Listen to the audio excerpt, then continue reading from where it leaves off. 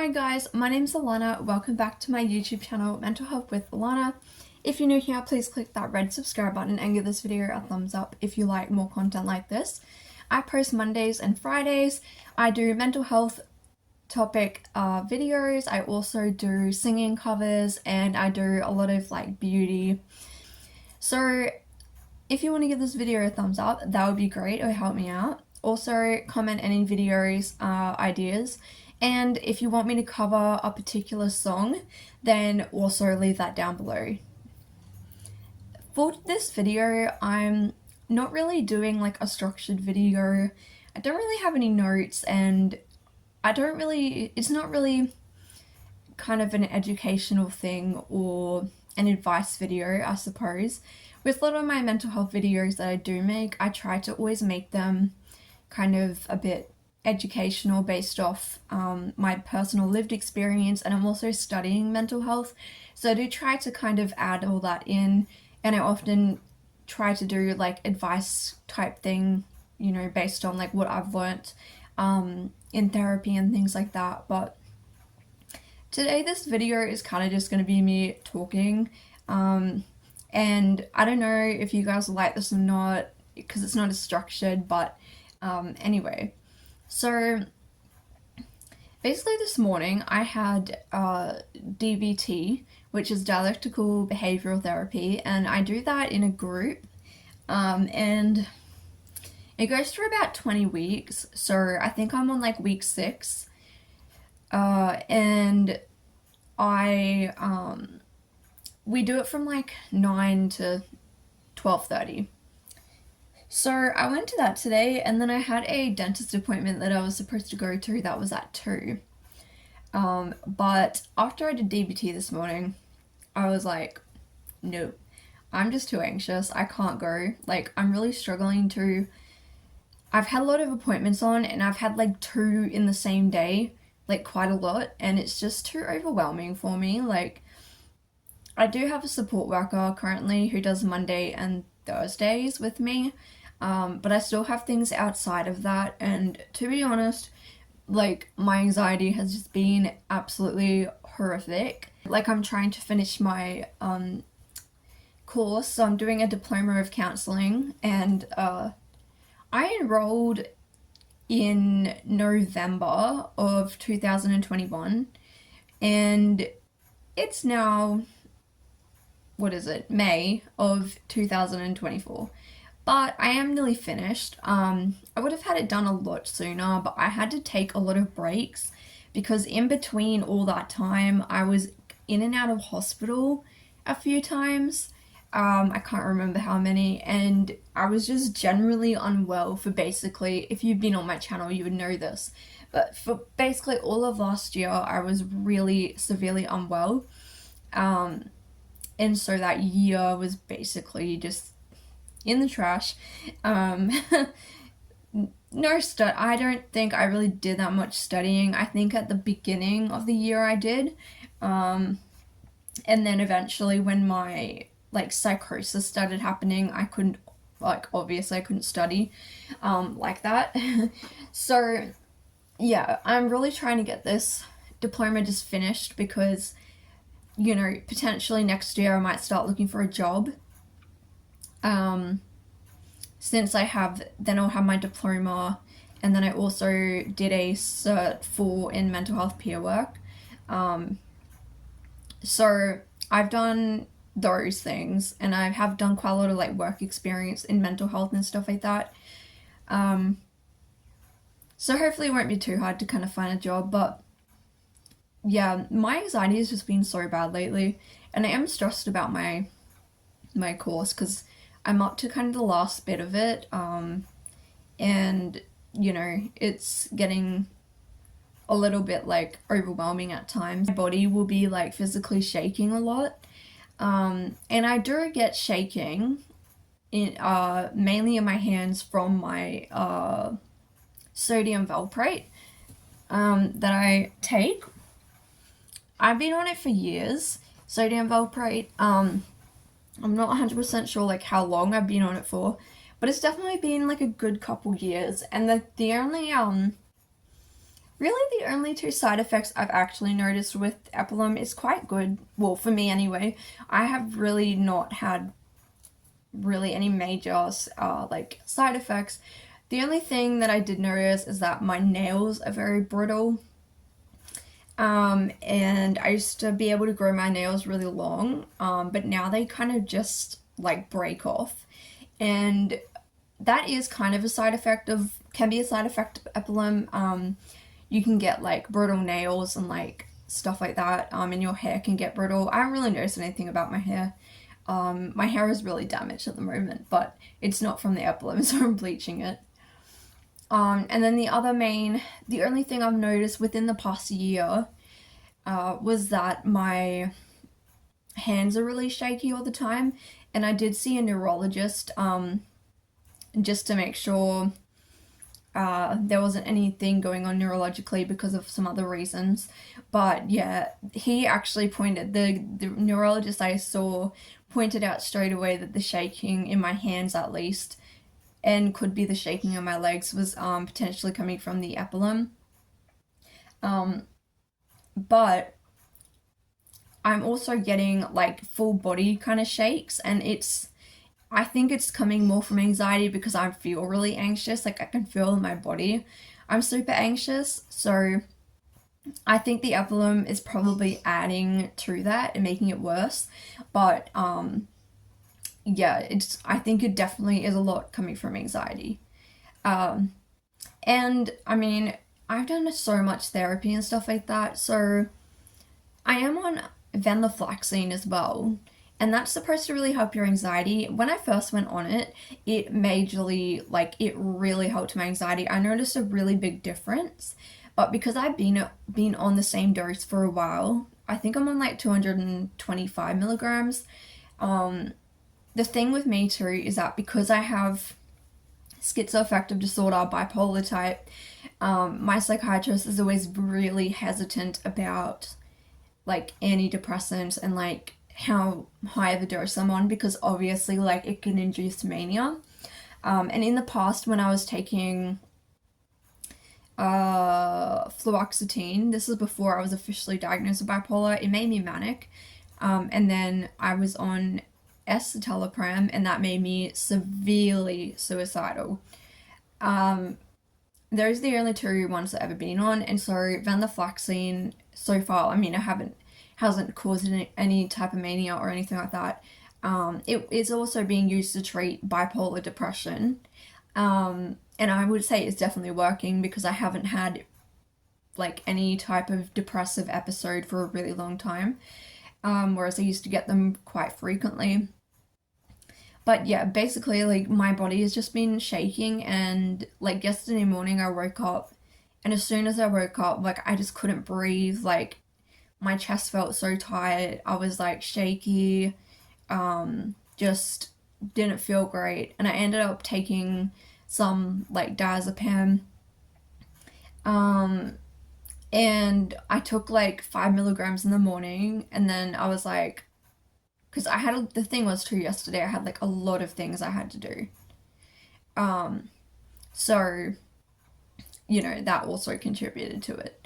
But today I had to go to the DBT, and I was like quite anxious, so I went, and then I was supposed to have a dentist appointment at 2, but I was like, no, I just can't go to it. Like I was feeling so nervy and just like anxious, and so I basically just went and got a coffee at this cafe that's like down the road from the hospital that I do my DBT. I went and got a coffee, even though I shouldn't be spending money on coffees, like going out. But anyway, I got a coffee, and I know caffeine is probably not the greatest idea for like shakiness, because I did make myself a iced coffee in the morning. But the ones that I make compared to the ones at the shops are not strong. But anyway, I generally do drink coffee at least one a day.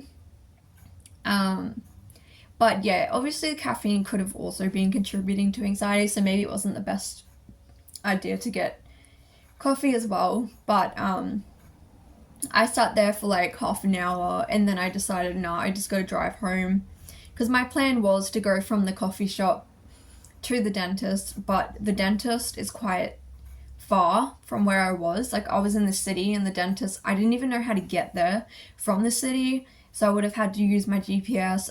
Even with the GPS on my phone, I'm still terrible with finding places. It stresses me out.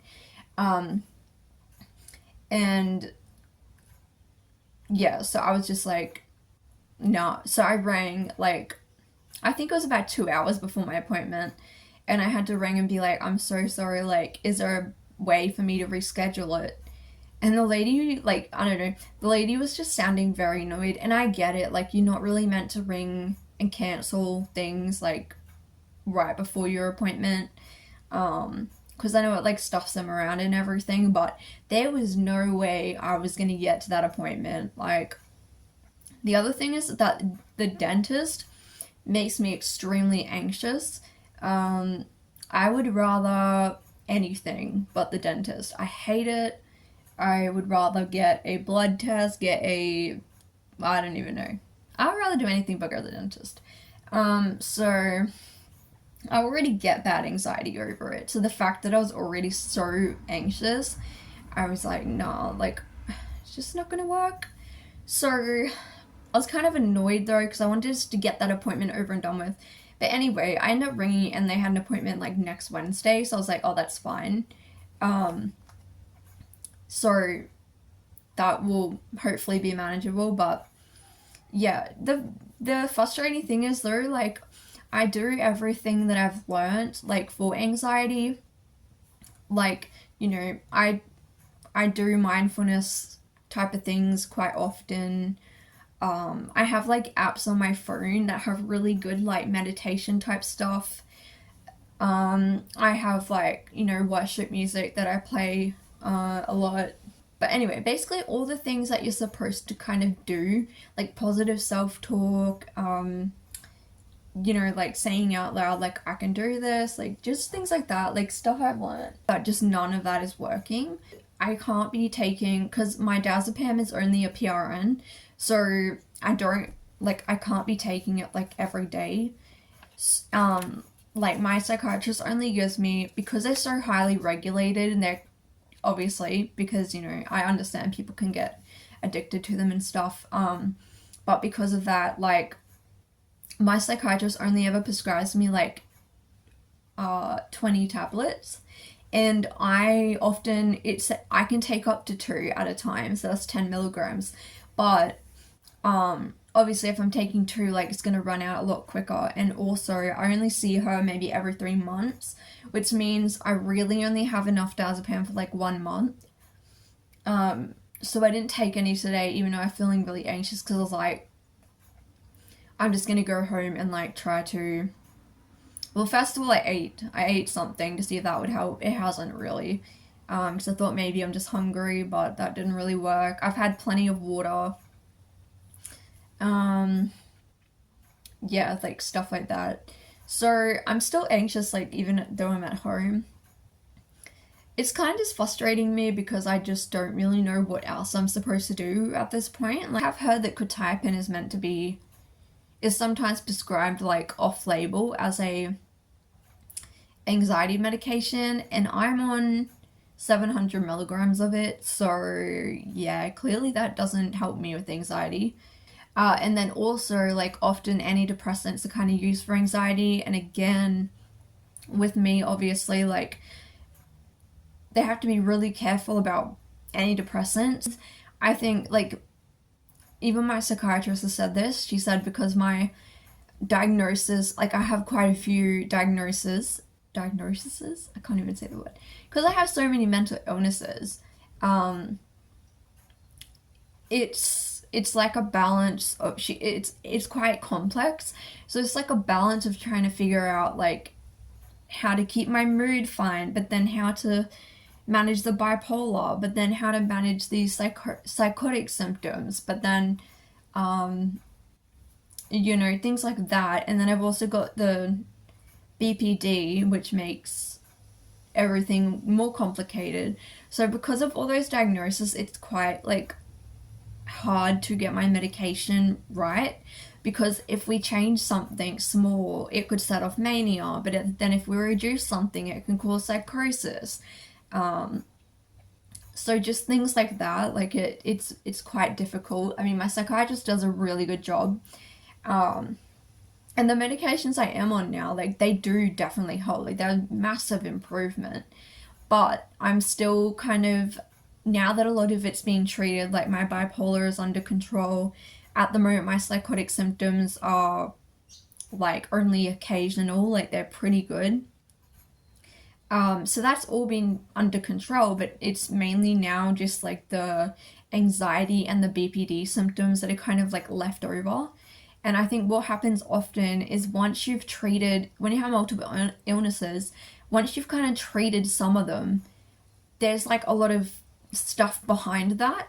But because when at first you're trying to figure out treatment methods, there's so much going on, you just got like it for years there was just everything all over the place, like mania, depression, then there was anxiety, and then there was like, you know, just the whole thing, and everything gets real jumbled up and like symptoms overlap. Whereas now that we've medicated, like we've targeted the psychosis, we've targeted the bipolar, now I think it's like whatever issues like were behind them are now coming out and were left.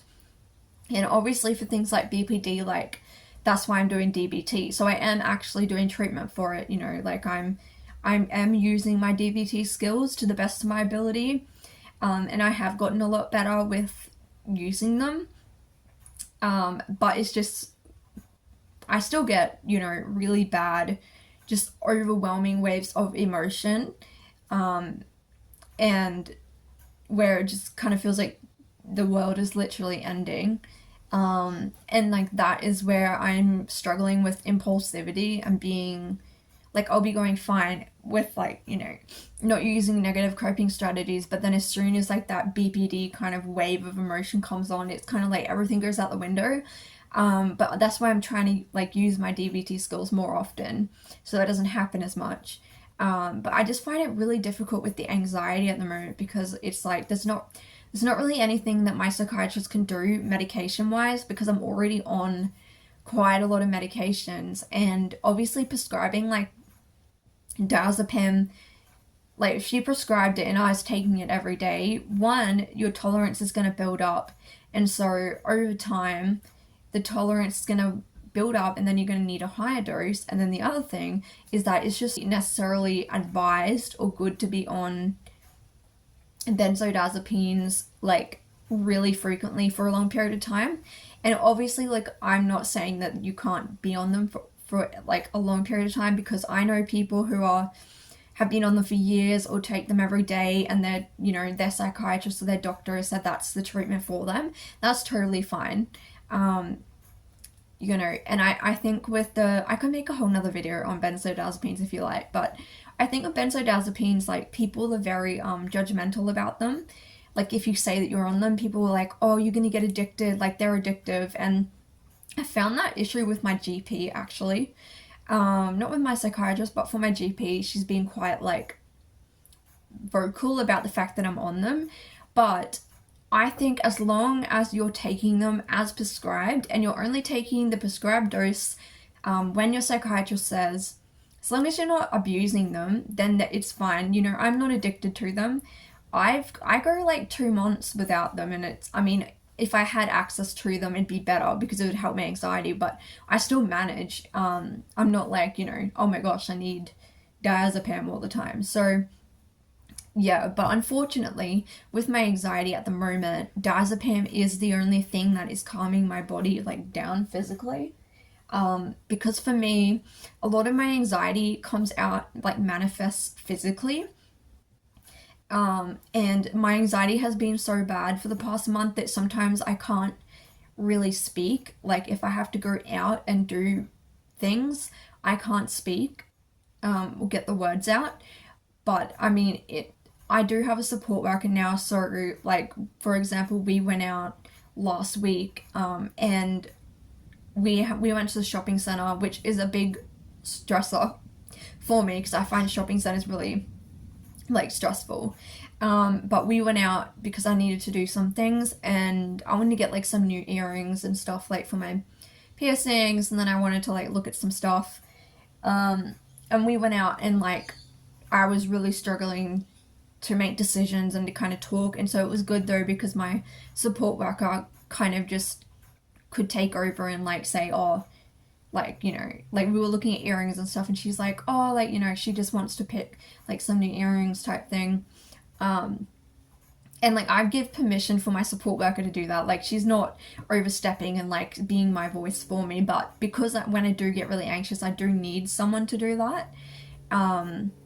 So like that has been helpful. But even when I'm at home, like some days I just wake up and like it's just straight away from the minute I wake up, it's just really bad anxiety. And yeah, I think it just frustrates me because I don't know what else I'm supposed to do.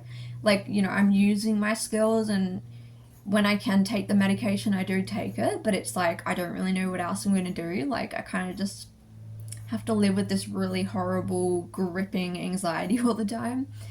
And because my anxiety is so high, it makes me like really like just emotional and not able to make decisions.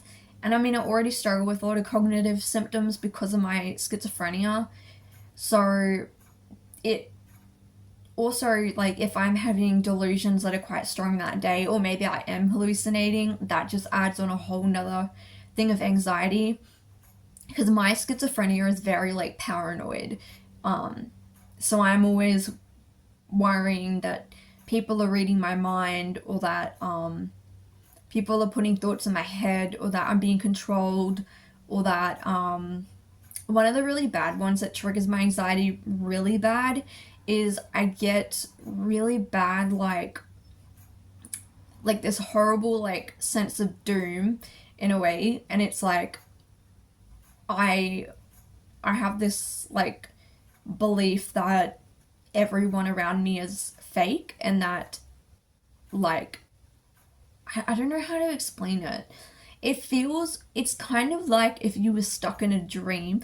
And you know what it's like? It's like that movie, The Truman Show, right? So he doesn't know that he's like, that everything's fake and that he's being like filmed. It's kind of like that, where I feel like everyone around me knows that this isn't real. Like the world or what we're doing isn't real, but they're almost like these staged actors, and I'm the only one who's not aware. And in the past, I've had it where I've like I think that I'm dead, and that I'm in some weird like simulation type thing. I don't know. When I was really psychotic, that was a big one, but that now, because I'm medicated, it doesn't happen all the time, but it does come and go. And recently, because my anxiety's been so bad, those beliefs have been there. And I was struggling with that today when I was in the DBT class. I had that happen, and I started getting really like, I mean, from the outside, you probably wouldn't tell that I'm freaked out, but inside I was like panicking. And it's a really horrible feeling, and it's really just, yeah, you know. So my alerts are always up, because I'm always looking around at people following me. You know, like if I go to medical appointments and they ask for my information, I'm like, why are they asking for my, like, why do they want this bit of information? They're keeping a file on me, they're gonna go use it, and you know, just whatever, like, you know. And it's just like a lot of like paranoia around people as well, and people's intentions, and things like that. So I think that does add to the anxiety. So yeah, I'm waiting for my psychology sessions to start. I am starting next month, beginning of next month, so that's only like another week or two. So thankfully, but the anxiety thing is definitely going to be something I'm bringing up. Also, because my anorexia isn't, like, I'm not in recovery for it. I don't make videos on my eating disorder because I'm not in recovery, and I'm fine saying that. So that's why I don't make videos on it, because I don't have anything really hopeful or positive to say about it. And it's just something I feel very uncomfortable about. Like, I don't like even talking to professionals about it. That's the one part of my mental health. Everything else I'm quite open, but when it comes to my eating disorder, I'm very closed off. and I'll only talk to like one of my really close friends about it who also has an eating disorder, because I know that she understands. So obviously then there's that anxiety about food constantly dictating your life. But yeah, it just, I think the point I'm getting at is that it gets overwhelming because you're like, I don't know where to even start, like, to try to deal with these things. And so then it just creates more anxiety because you're overwhelmed. But yeah. So yeah, that's kind of the main thing that's been going on. I don't really know if doing therapy again is going to help. I'm mainly doing therapy for my eating disorder. So, but then I think other things will be brought up anyway. My NDIS is paying for it, thank goodness. 'Cause it's so expensive, and I've had to pay, like, for the last few years, I've had therapy on and off, and I've had to pay privately for most of it. I have been under some public systems, but for the most part, it was all private. So, yeah, I'm hoping that that will potentially help. So, also the other thing is that I've removed some negative coping mechanisms kind of out of my life, and because of that, now those things kind of like, you know, blunted the anxiety or numbed my anxiety or distracted me from the anxiety. And so now those things are removed, and I'm trying to put new skills in place, such as DBT skills. It's just kind of like that beginning period of where you're like trying to adjust to using a new set of skills and a new way of thinking. So, you know, like, that's kind of how it is. Like, my anxiety was actually doing really well for a long time. I was actually managing quite well. But I think just with everything that went on last year, and then because of this chronic fatigue that's added on top of it, it's just all kind of come together and made this big storm, and now my anxiety is just like, all over the place. But yeah, I'm gonna keep trying to find new skills and ways to, like, you know, cope and stuff like that. Basically, at the moment, I've just had to be really intentional about things that I'm doing to help myself. So, making sure that, like, at nighttime, for instance, I will, like, put my candle on. I have a lava lamp, which I love. I put that on. I have, like, a cup of tea or whatever, and I will do some reading, or I'll do, like, you know, like, I'll use some of my mental health apps. I'll do journaling. You know, I'll read my Bible, pray, things like that. And being more intentional about, like, trying to be more mindful. You know, like, if I'm walking from my car to somewhere, I try to look around and think, what am I seeing? What am I smelling? You know, things like that.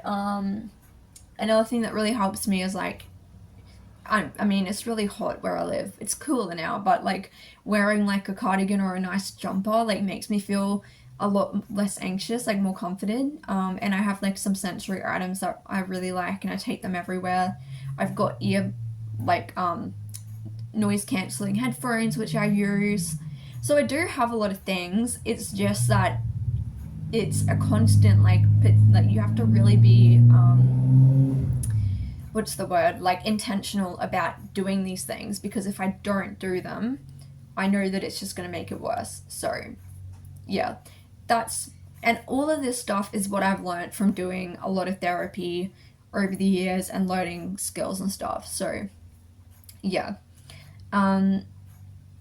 So yeah, sorry this video wasn't that, like, structured or anything. I hadn't really posted any mental health content, so I thought I'd just make this video. And yeah, like, once I start doing my actual, like, therapy again, I will see if potentially I can come up with some other ways of, like, managing. You know, the waiting lists are obviously quite long, like, even with private psychologists, because there just aren't enough around.